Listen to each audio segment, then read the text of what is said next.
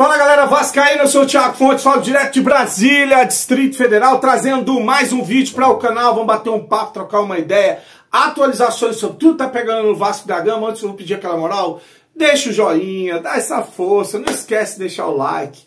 Parece uma bobagem, cara, mas isso ajuda demais o canal a ser impulsionado na plataforma. A galera esquece de deixar esse like aí, tá? Deixa o like, comenta, compartilha, dá essa moral, beleza? Olha, vamos de notícia, eu vou trazer uma do desembargador César Cury, da 20ª Câmara do Distrito Privado, que marcou para o dia 7 de maio, às 13 horas, o julgamento do recurso da 777 Carioca, contra a liminar, que tirou o controle da SAF dos americanos e entregou para o associativo do Vasco da Gama, né? A 777 faliu. A EICEP, que é a controladora dos ativos da 777, as últimas notícias é que ela está em insolvência, tá? Também no processo de falência. Então, eu acho que esse julgamento aí deve ser um julgamento protocolar.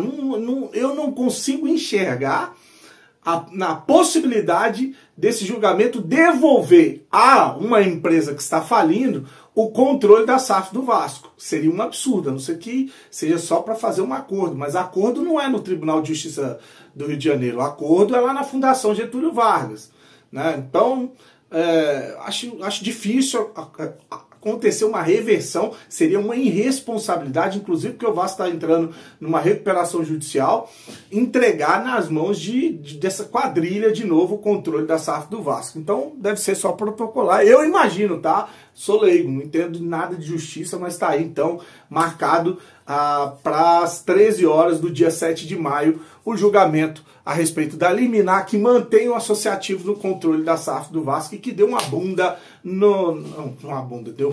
O Porto vai ficar feio isso, né? Deu um pé na bunda da 777.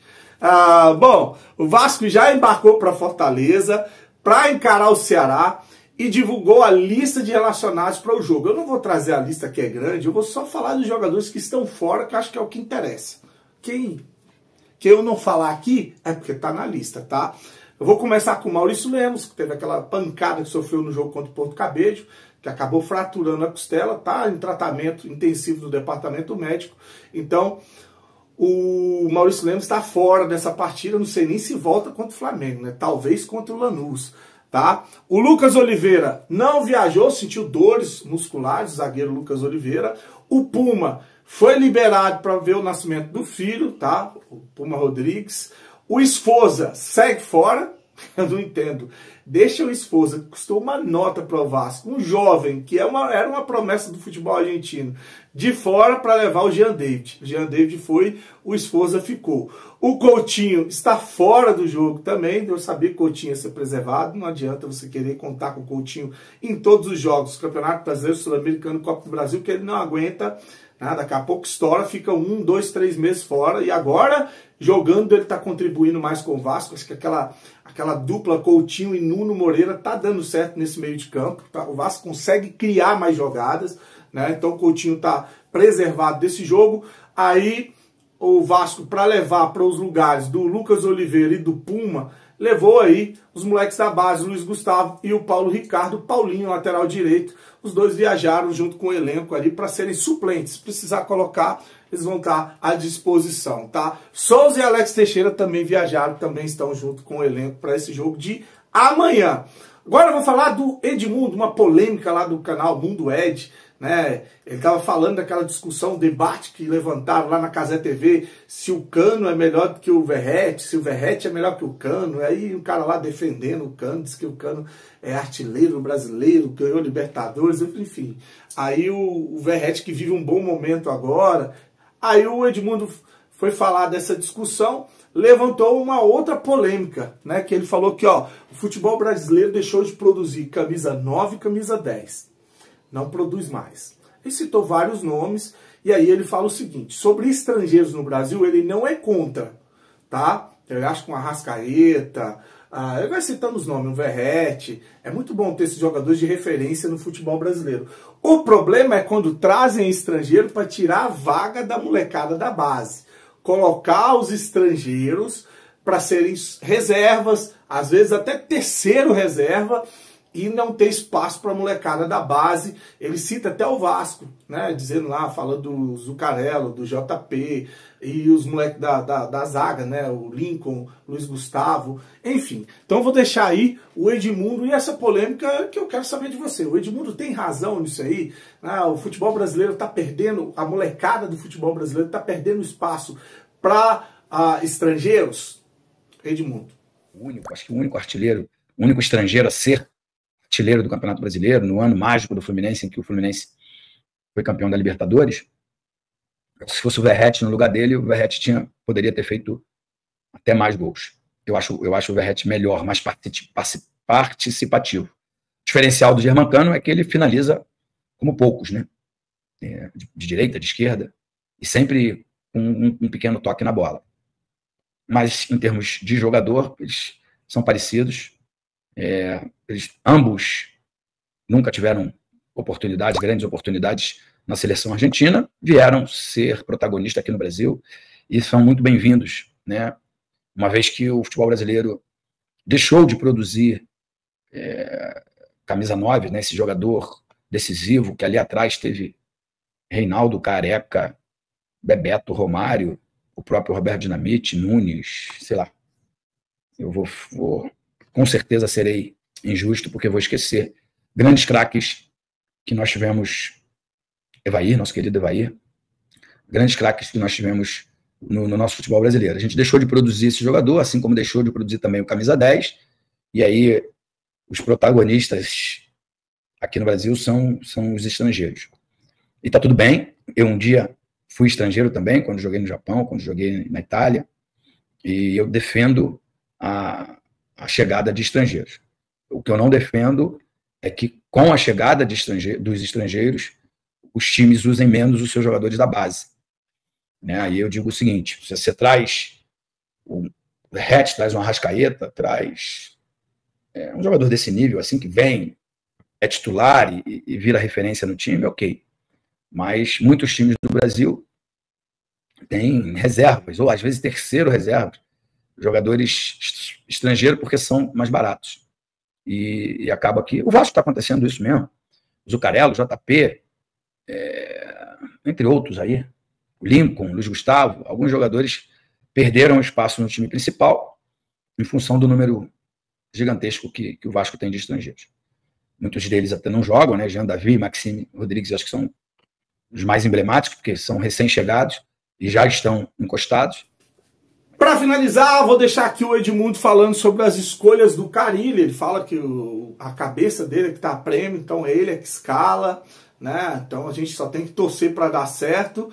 E aí ele diz o seguinte: eu não contrataria o Tietê. Ele fala do valor que deve ser alto, fala que o jogador tá mais para fim de carreira, não vai fazer 20 gols na temporada. Ele até fala que a posição dele também nem é para isso, né? Que o jogador é longe de ser ruim, mas que ele não contrataria, que o Tietê é outro que chega para tomar espaço da molecada da base. Então vou deixar o Edmundo e perguntar para você: o Tietê, você contrataria o Tietê? É um bom jogador para elenco? Tem um currículo vencedor por onde passou? Ou é um jogador em declívio, já viveu o ápice e agora é só ladeira abaixo? Porque é a cabeça do técnico que está a prêmio. Imagina se o Tietê vai mal e o Vasco perde para o Sport em São Januário. As vaias iam acontecer, como aconteceram contra o Porto Cabello, e mesmo com a vitória. Então, assim, a gente tem que comemorar a vitória e respeitar a escalação que é feita. Entrou o Paulinho, não foi bem, entrou o Jair, não foi bem, entrou o Cocão, não foi o Matheus Carvalho, não foi bem, ou pelo menos não agradou o técnico. Acho que para esses jogos em casa, que você precisa ter a posse de bola, acertar passe, ir e voltar, né? O Tietê preenche bem. Se ele joga bem, se ele jogou bem, se ele jogou mal, aí é uma avaliação individual de cada um. Eu, particularmente, não contrataria o Tietê. O Tietê não é um jogador barato. Ele ficou livre no mercado, né, depois do término do contrato dele com o Botafogo. É um jogador vencedor, um jogador que, por onde passou, conquistou bastante coisa, mas é um jogador que já está mais para término de carreira, não estou terminando a carreira de ninguém. Acho que o Vasco poderia ter ido no mercado e contratar alguém que possa entregar um pouco mais, mas ele está longe de ser ruim, longe, muito longe de ser ruim, e é um jogador vencedor. Não sei quanto ganha, né? Hoje os números, as cifras são impressionantes, né? São números altíssimos, então, e para qualquer um, não é porque é um jogador de nome, um jogador vencedor como é o Tietê, todos ganham muito.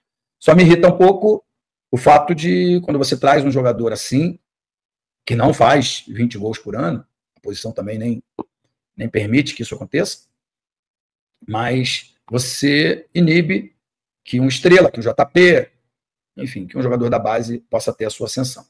Mas, uma vez escalado pelo técnico Fábio Carille, eu vou torcer para que ele tenha um excelente desempenho, que possa fazer uma excelente partida e contribuir para que o Vasco consiga suas vitórias. Bom, então era isso. Eu só quero pedir aquela forcinha para a galera que gosta do Vascaíno do Cerrado. Olha, eu passei o perfil do Bahia lá na Inplay. A Inplay é a patrocinadora do canal Vascaíno do Cerrado. Aquele aplicativo é um fantasy game. Fazem 10 perguntas. As perguntas do jogo do Vasco eu errei 2. As perguntas da rodada, da terceira rodada do Campeonato Brasileiro, que eram os times que iam vencer, eu errei só 3, o resto eu acertei tudo, né? Tô até com uma pontuaçãozinha, não tá muito boa igual a do mês passado, tô em 25º, tem um ranking lá, tá? Para quem entrou lá, se cadastrou, tem um ranking de campeonato do mês, né? E eu tinha até decorado o nome do cara que venceu, agora esqueci. Tem um ranking do campeonato do mês e do Snap, né? Então você pode ver lá em que colocação você tá, você que baixou. Você que não baixou, tá aqui, ó, primeiro comentário fixado, clicou, vai lá, se cadastra na Inplay, baixa a Inplay do seu celular, segue o Vascaíno Cerrado. Eu preciso de 70 seguidores lá para passar o perfil do Vitória. Passei o do Bahia, com muito custo a gente passou. Agora falta passar o do Vitória, que é o segundo lugar. Falta só 70, já estava mais de 300 na minha frente. Né? Se tiver 70 pessoas ir lá e se inscrever lá, baixar a Inplay, se inscrever no Vascaíno Cerrado, a gente passa o segundo perfil, aí mira no primeiro pra gente ser o top 1 dentro da Inplay, beleza? A Inplay te dá 1000 moedas quando você baixa, você pode usar 250 moedas por dia nos jogos. Se for bom em estatística, você vai acumulando moeda e depois você pode até sacar essas moedas em dinheiro. Eles pagam nos campeonatos, né, nos jogos que eles chamam de campeonato, às vezes 500, R$1.000 para dividir entre o primeiro, segundo e terceiro colocado, tá bom? Inplay é parceira do canal Vascaíno Cerrado, dessa moral, segue lá, tamo junto, fique com Deus, uma noite abençoada e saudações vascaínas.